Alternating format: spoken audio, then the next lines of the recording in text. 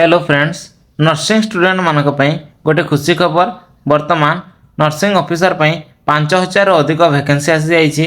2026 पर्यंत जो माने पास होइछंती से माने याको आवेदन करि परिबे। किबोली भाबरे आवेदन करिवे, तार एलिजिबिलिटी कोन, सैलरी केते आसीबो, सिलेबस कोन, संपूर्ण ए वीडियो रे जानिबा। चलंतु देर न करी वीडियोटी को स्टार्ट करिवा।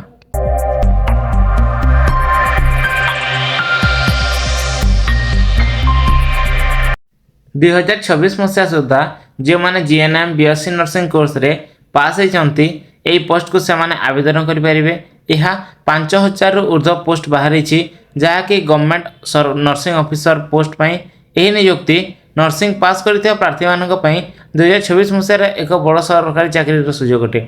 जो मैंने जीएनएम बा बीएससी नर्सिंग कंप्लीट करछंती से माने याको अति सहज आवेदन करें।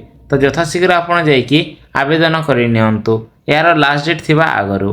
नियुक्ति पाइथिबा प्रार्थी मानकर पे मैट्रिक्स लेवल 8 अनुଯାୟୀ 29,200 रु 92,300 पर्यंत मासिक दरमा पाइबे। यहाँ सहित सरकारी नियम अनुसार डीए एचआरए और अन्य भत्ता मिलियो। जो माने एइथिपाई सिलेक्ट हेबे सेमानकु 29,200 टंका रु 92,300 टंका पर्यंत मासिक दरमा रहइबो। सैलरी बहुत बढ़िया अछि। ता सहित आपनको सरकार तरफरु जहाँ टीए डीए एचआरए पीए पीएसआई ये सब सरकारी सुविधा आपको मिलिबो। सरकारी फैसिलिटी सहित सैलरी सब ठीक ठाक अच्छी। यही पोस्ट पई आपणकर सिलेक्शन प्रोसेस केवल रिटिंग एग्जाम हेबो एवं डॉक्यूमेंट वेरिफिकेशन हेबो। आपनको कौन से इंटरव्यू देवार दरकार नहीं। आपणक नर्सिंग कोर्स रे जहाँ सब सब्जेक्ट थिला जेमिति के प्रैक्टिकल नर्सिंग स्किल अरिथमेटिक यही सब जिनिस आपनको इंग्लिश रे आसीबो। तो एमसीक्यू बेस क्वेश्चन रहिबो। आपण माने रिटन एग्जाम देबे एवं एही रिटन एग्जाम रे आपणकर नेगेटिव मार्क मध्ये अछि। तो ध्यान देखि एग्जाम टी देबे। आवेदन करि सारला परे आपण पढ़ापढ़ी करनियंतु एवं मुख्यतः आपणकर जहाँ भी किसी डॉक्यूमेंट अच्छी डॉक्यूमेंट को आपण रेडी करके रखिथांतु। कहीं ना आपण जदि सिलेक्शन हो जाउछंती ताले संगे संगे आपण को डॉक्यूमेंट वेरिफिकेशन पे डाकी देबे। तो सेतेबेले आपण प्रॉब्लम रे जेमिति न पड़ंती सेति पई आपण आगरु निजर जहाँ भी किसी डॉक्यूमेंट अच्छी एजुकेशनल सर्टिफिकेट हो किमा आपणकर जहाँ भी अदर सर्टिफिकेट हो ताहाको आपण रेडी करके रखिथांतु।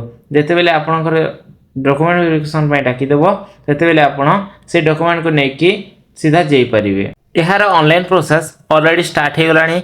आपण माने OSSC साइट को जाइकी यह को आवेदन करें। 13 जून 2024 रु यार ऑनलाइन रजिस्ट्रेशन स्टार्ट हो जाइए। ऑनलाइन रजिस्ट्रेशन लास्ट डेट हूँ 6 जुलाई 2026। लास्ट डेट पूर्व आपण या रजिस्ट्रेशन करनियंतु एवं फॉर्म सबमिट करिवार लास्ट डेट हूँ 13 जुलाई 2026। आपण 6 जुलाई मध्य जदि आपण रजिस्ट्रेशन करिसंती ताहेले आपण 13 जुलाई मध्य आपनकर फॉर्म सबमिट करि परिबे। जदि आपण रजिस्ट्रेशन करिनांती ताहेले याको सबमिट मध्य करि परिबे नाही। आपण लास्ट डेट को वेट करनतो नाही। काहे कि ना OSSC साइट एमिति ही स्लो हो जाए। ता पूर्वरु आपण आवेदन करनियंतु। काहे कि ना जदि आपण आवेदन न करिवे ताहेले परे प्रॉब्लम रे पड़ी जाई पारंती। याको आवेदन करिवार बयस सीमा 21 वर्ष रु 42 वर्ष पर्यंत अच्छी। सरकारी नियम अनुसार ST SC SC BC बा PWD कैंडिडेट मानकु एज रिलैक्सेशन मिली थे। एज रिलैक्सेशन डिटेल्स को आपण थरे ऑफिशियल साइट रे चेक करि परिबे। नचेत आपनकु मो ऑफिशियल नोटिफिकेशन टी मो डिस्क्रिप्शन रे दे देबी। आपण सेटर मध्ये चेक करि परिबे डिटेल्सली एवं आपण आवेदन करि परिबे।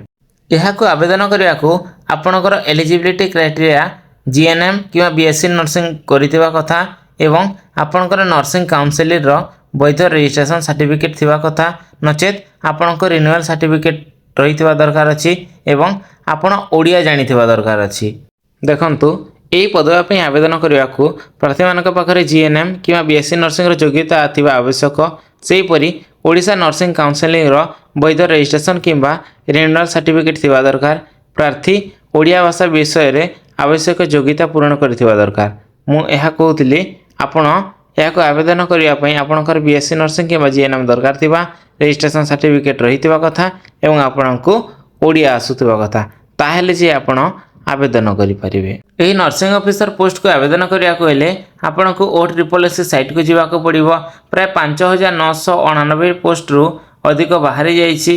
ओडिसा रे विभिन्न जिल्ला रो छात्र छात्री माने एहा को आवेदन करि परिबे। मन रखु जितेबाला आपण आवेदन करुँचे आपण टोटाल को जिले में केतोटी वैकेंसी अच्छी ता प्रथम आप चेक करेंगे एवं ता अनुजाई आपण यह आवेदन करूँ। जितेबाला आपण प्रिफरेन्स दौरान से आपण ध्यान देवे जो जिले में अधिक वैकेंसी अच्छी से जिला को आग देवे तापर धीरे धीरे करिकी जो जिले में सब कम वैकेंसी अच्छी ताको लास्ट रे देवे। एठारे आपण देखि पारुथिबे को जिले में केतेटी वैकेंसी अच्छी पूरा डिटेल्स आपण चेक करि परिबे। Unreserved ST SC SCBC PWD सबुतिर आपण एटारु चेक करि परिबे। जदि आपनको यह क्लियरली विजिबल हो नाही ताले मो डिस्क्रिप्शन रे गोटे पीडीएफ लिंक दे देबी सेठारु आपण जाईकी पूरा डिटेल्स आपण चेक करि परिबे एवं जो जिले में अधिक वैकेंसी अच्छी ताको आपण एक नंबर प्रिफरेन्स देवे तापर ताठू कम जोटा अच्छी ताको 2 नंबर प्रिफरेन्स देकी सेमिति टोटल जहाँ वैकेंसी बा टोटल जहाँ डिस्ट्रिक्ट अच्छी ताको आपण को देवाक पड़िबो।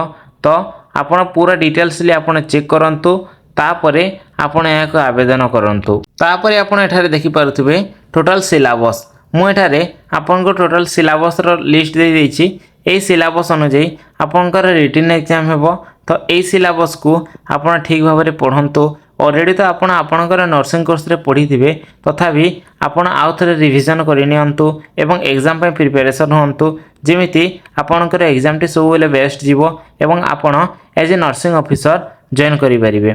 तो आपण ठीक भाव में पढ़ापढ़ी करंतु एवं एई नर्सिंग ऑफिसर पोस्ट को आपण निजर करि नियंतु। एहा तिला संपूर्ण डिटेल्स इनफॉरमेशन आपण को डिस्ट्रिक्ट मोर वीडियो देखुचंती ता कमेंट सेक्शन रे निश्चय जणांतु।